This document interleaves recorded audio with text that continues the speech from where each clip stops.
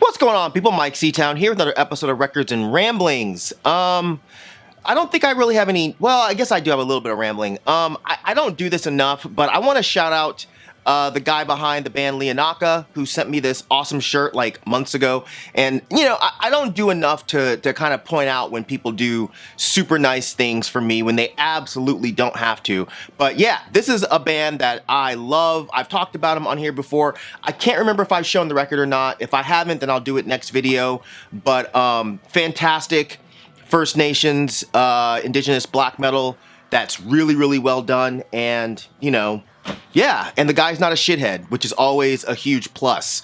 So yeah, shout out to him. I think I'll play the music in the background of this video so y'all can kind of get a taste of what the band sounds like. But yeah, they're fucking great.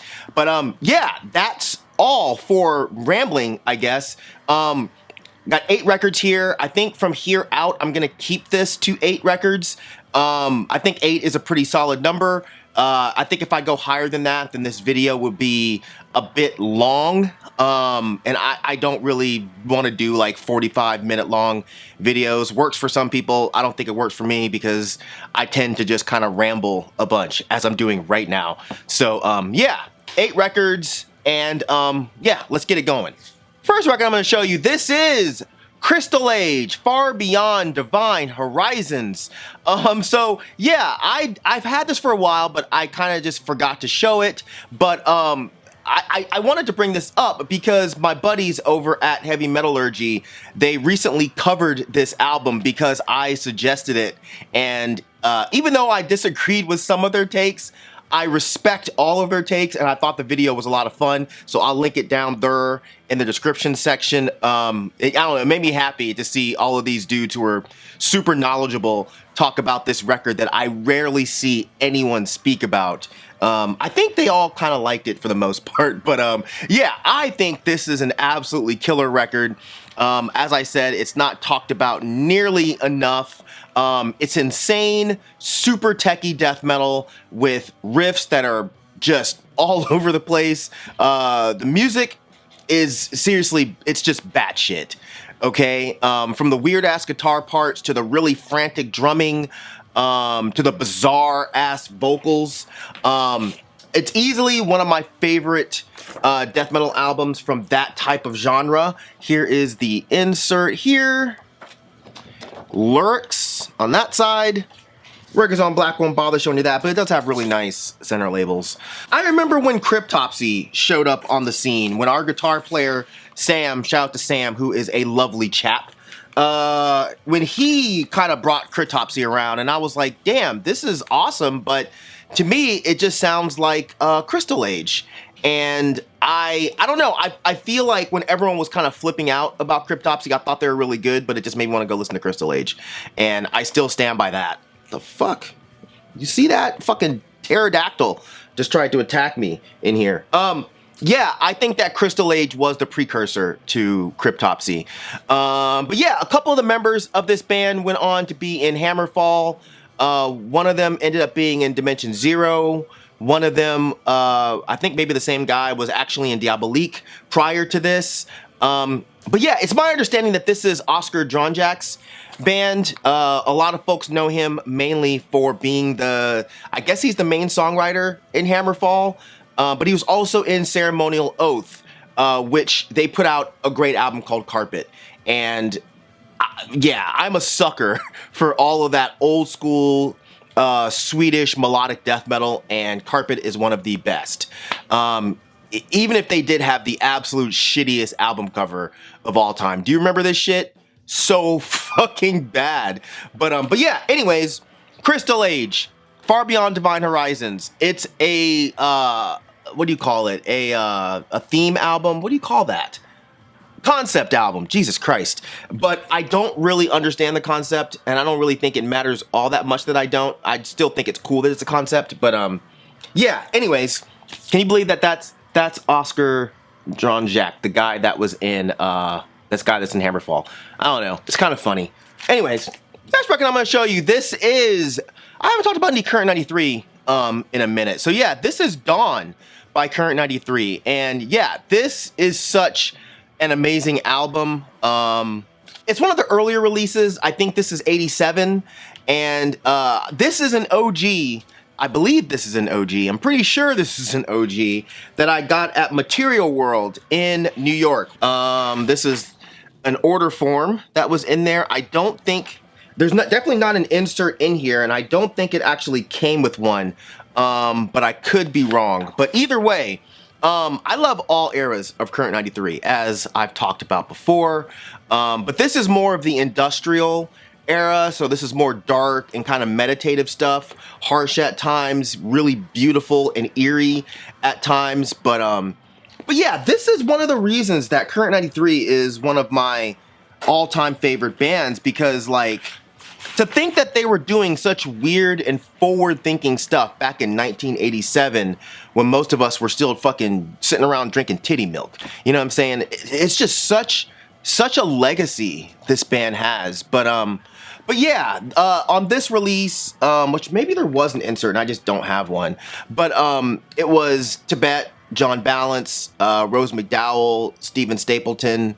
John Murphy. I think that's it. I think that's it for this one. But yeah, this is a great record. It's been kind of remixed over the years, but I don't know, man. I kind of like to stick to that original, really underproduced and just nasty sounding stuff. So yeah, check that out if you like industrial stuff, especially if you've heard Current 93 and you're not really into the neo-folk stuff. I always have to keep reminding people that they are not just a neo-folk band. Current 93 has done ambient music. They've done really harsh industrial. They've done tribal industrial. They've done so many things. And yeah, they're so goddamn good. And David Tibet is a sweetheart. So yeah, support them. The next record I'm going to show you, this is Dillon and Batsauce with Self-Medicated. I'm showing this because I threw this on the other day. I hadn't listened to it, I don't know, maybe like a year or so. And yeah, I threw it on, and it's still such a great record. But yeah, Dillon is the homie from Atlanta. Great dude and great MC, something that you don't always, you know, come across. But yeah, I've never met Batsauce, but I think Dillon sounds fantastic over his production. Nice and smooth with some really beautiful samples. Record's on white vinyl. If you have not heard this record, I suggest you immediately go listen to the song Meeting of the Minds, which features DT, Day Tripper, who's also in Difference Machine. But it's my favorite song on here, man. The production is so good with these old school guitar licks and these saxophone hits. It kind of, I don't know, man. It gives me a blaxploitation kind of feel. And then the way Dillon and DT are rhyming off of each other is just so fucking good. And I think that song is where I first heard of Mezcal, because they talk about it on there. And Mezcal is now one of my absolute favorite alcohols. So thank you, Dillon and DT, for that. But yeah, I also hear that Dillon and Batsauce have a new album coming out soon. So definitely keep an eye out for that. But yeah, the next record I'm going to show, this is the Fless and Lampir split. I've had this forever, and I don't know why I haven't shown it until now, but, so yeah, at the time of buying this, this is back in 2018, I don't think I was really familiar with Lampir, but since then, I've grown to like them a lot. I don't know, it's so easy to create this style of black metal, because it's really raw, gross, ugly, filthy black metal, but yeah, I think it's really easy to make that kind of music and have it just be complete ass. And Lampir does it right, in my opinion. It's them and a few other modern raw black metal projects that I think really nail it. But the atmosphere is great, really filthy sounding, and it just works. But Fless is the project from the guy that did Basmu, which is another one of my favorite raw black metal projects. But yeah, we're not talking about that project right now. We're talking about Fless. And yeah, Fless is really bizarre, unorthodox, and really uncomfortable sounding stuff. At times, it almost sounds improvised, but in a disgusting, filthy, nasty, and just evil kind of way. But it legit sounds something you'd hear in some dark, damp cavern. As cliche and corny as that sounds, that's what I hear when I put this on. But yeah, this was put out by Liver Mortis. And yeah, man, it's just such a good record. Records on Black won't bother showing you that. Yeah, I listen to this decently regularly. And yeah, and I really miss the guy behind this project. Fless used to do videos, and I really miss those videos, man. Yeah, if you know, you know. Next record I'm gonna show you, this is House of Harm with Playground. And yeah, this was one of my favorite albums to come out last year, and I am still listening to this album regularly. I'm an absolute sucker for bands playing that gothier end of post-punk, and you know, if they can actually do it well, then I will be in love. And this band does it better than just about any other band that I know of. I won't say any other bands because I don't want to start some weird competition thing, but like, there are some like gothy kind of post-punk, kind of synth poppy bands out here that people flip their shit about, and I think they're good, but this band is so much better to me. But it's beautiful, it's dark, and it sounds like it's right out of the 80s. You know, I feel like if you like The Cure, if you like Echo and the Bunnymen, if you like Depeche Mode, and you know, even if you're into stuff like Raised in Black, you know, I feel like if you're into that sound, this will be all the way up your alley. Here is the insert with some lyrics. I can't remember how high this was on my list from last year, but I know it was decently high because I do really feel like this is a perfect record. Like, there's nothing on here that I would say do better, you know? But yeah, they're on tour, and I am so excited to see them in October. They're not playing Atlanta, but they're playing close enough to Atlanta. Yeah, here's a nice handwritten note that one of the dudes from the band sent. And at the time, they were playing in June or July, and I think that I was out of town when they came through because there's no way I would have missed this. But I think I was in New York or something, and I was really, really, really, really fucking bummed about that. But this October, I will be there 100%, even though it's like an hour from Atlanta. I don't care. But I think they have like some dates in Texas coming up really soon. So if you live in Texas, definitely go check them out and then report back about how incredible they are live. Yeah, man, I can't talk highly enough about that album. Like, it's turning into one of those road trip albums that I play anytime I'm going on like a long trip, and it's just a whole bunch of singing along and really bad dancing in my car. But yeah, moving on to the next records. These two, I think this is some stuff that I don't think anybody would really expect to be shown on my channel, but I like to keep things spontaneous around these parts. But yeah, this is Knocked Loose. And what is this album called again? This is called A Tear in the Fabric of Life. Yeah, so I fucking love this album, EP, record, whatever you want to fucking call it. Yeah, I don't really check out newer hardcore bands like this, like heavy hardcore bands like this that often, but this one caught me totally off guard. I wasn't expecting it to be nearly as incredible as it is. I can't remember exactly what made me check this band out, but I definitely remember seeing the singer on What's in My Bag, which I watched just about every episode of that shit, and I thought he seemed like a good guy, a swell dude, you know? And I was like, oh, I wonder what his band sounds like, because he seems like such a nice guy. And when I played him, I was like, wow, okay. It's heavy as shit, and the vocals, he does this like really high-pitched scream. They kind of remind me of when Heaven Comes Crashing era Converge, vocal-wise. And yeah, I just love this band. I just love this band. And I think the way they compose songs is really creative. I'm still kicking myself because they played Atlanta like a month ago, and my stupid ass just dicked around and didn't buy a ticket, and the shit sold out in like a day or two, and yeah, I'm still fucking pissed at myself. But yeah, this record, there's actually a really cool story that's going on here. This is another concept album. It's about a person who's in a car wreck where his partner is killed, and he has to deal with the grief of being the cause of the death of someone he loves, and he just spirals into depression and self-deprecation. And yeah, I think the story is great. And what's really, really, really dope about this record is you can hear the story in the lyrics, but you can also hear it in the music. Like, the way that they composed the songs here, they go right along with the story, and it's fucking brilliant. It's fucking brilliant.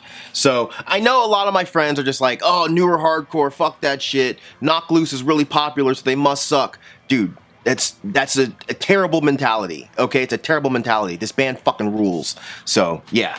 And it seems like every time I get into, like, a newer hardcore band, like, a week later, something comes out that they did something awful. So I'm really hoping that none of these dudes have done anything shitty.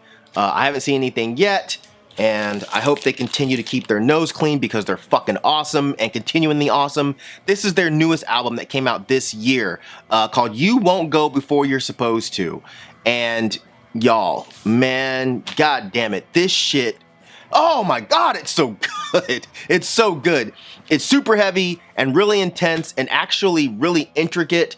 And yeah, man, they just seem to be a really genuine band. You know, they're not trying to put on a front or pretend to be anything other than just a hardcore band that plays really fucking good songs. And again, I just love the way they compose their songs. They're pretty unique. They're really interesting. And I don't know, man, I think that they just amp it up on this record. And I love the layout here. Like, even the inner sleeve is just really nice. And I love this vinyl. I'm a sucker for stupid fucking patterned colored vinyl. Yeah, god, it's a really good record, y'all. And you know, yes, there is a song featuring Poppy, who I had not heard shit about Poppy until a friend of mine played her for me, and I was like, I don't like this shit. But yeah, she does her thing on that song. I can't even front. So yeah, don't be a snobby asshole like I usually am and not listen to the album because, oh, Poppy's on there. Who cares, man? It's fucking good. I just noticed that I've been cursing a lot in this video. I don't know why. I'm gonna try to do better, folks. Yeah, the next record I'm gonna show, this is new duo with Studio City. Dang it. You know what I'm saying? This shit rules, man. I love this album. This is really exciting because this came out a few weeks back, and this is some friends of mine. This is Scott and Matt. Scott I've known since the 90s. We met because we were both in stupid metal bands, and we played shows together in Florida multiple times. He now plays in Virgin Forest, and he plays in this band, obviously, and he's also in the band Phosphorescent.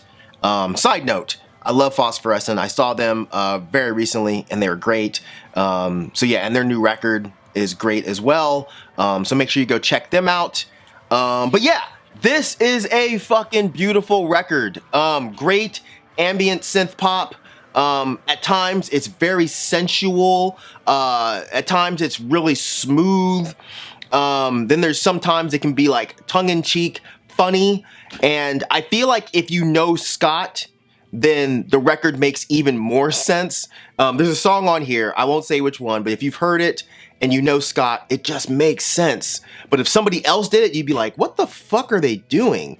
But I hear it and I'm like, man, Scott's a fucking idiot, man. But yeah, God, it's good, man. I love the stripped back backdrops that we get on songs like Window. I love the really simplistic, I think it's piano discu, I don't know. But yeah, and I love the how some songs just sound like they were straight pulled out of the 80s. They have a really strong 80s vibe, but not corny and cheesy. Like the title track, actually the title track part 2, that song, oh my god, it's so good. I love the synth work on that song and the electronic drums. It's just so good, man. Matt did his thing with this backdrop, and Scott's vocals are just great. And the closer, The Light, is one of my favorite songs that they've done. The instrumental is really odd, but I think Scott's vocals fit perfectly over it. But yeah, I realize I've just been talking a bunch and I haven't really shown the record at all. But yeah, this was apparently limited to 27 copies. So I feel like if you want this, you need to get on it before they're gone.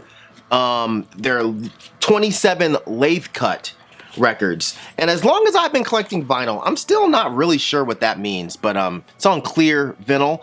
One of these days, I mean, I know what it means, but I don't really know the big deal because I'm just an ignorant asshole that just collects records. But yeah, anyways, Studio City. This came out this year, and it's definitely one of my favorite things that I've listened to, and it's just such a good feeling when your friends are putting out music that you're genuinely a fan of. And yeah, I just like to see my friends doing good things, doing cool things, doing big things. And yeah, so I'm proud of those guys. And yeah, that's gonna do it for this video, actually. Hopefully y'all enjoyed it. I will be back very soon with something. Yeah, that's it. So keep an eye on the channel, and you'll see me very soon. All right? Peace out. Oh, I almost forgot my tagline. God damn. Thank you for living. Thank you for loving. Thank you for being you. And I'll see y'all next time. All right? Peace out. Boy.